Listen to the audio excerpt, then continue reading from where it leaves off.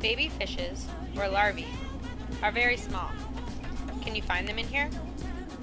Where are they?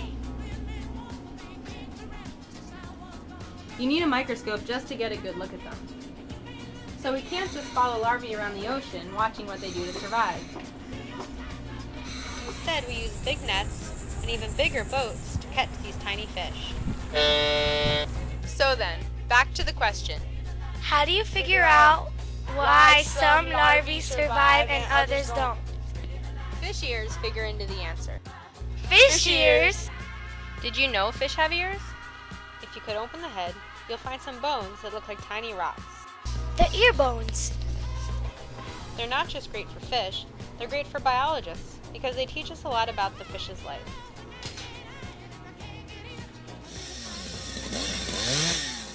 Just like tree rings can tell you a tree's age, ear bones can tell you a fish's.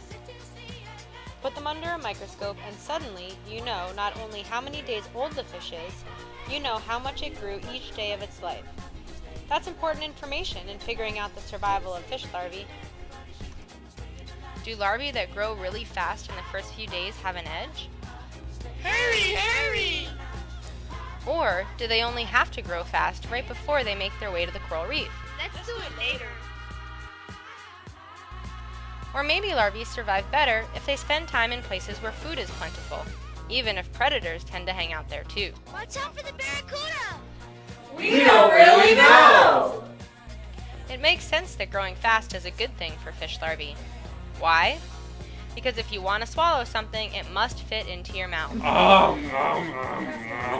So the bigger you are, the harder to swallow. Grow big fast, get eaten less. This may be a good mantra for fish larvae. But we still want to learn more. Are survival strategies the same for all fish? Do different kinds of fish have their own tactics? Or does water temperature change what the fish do? Thanks to the big nets and tiny ear bones, we can start to solve the mysteries of fish larvae survival.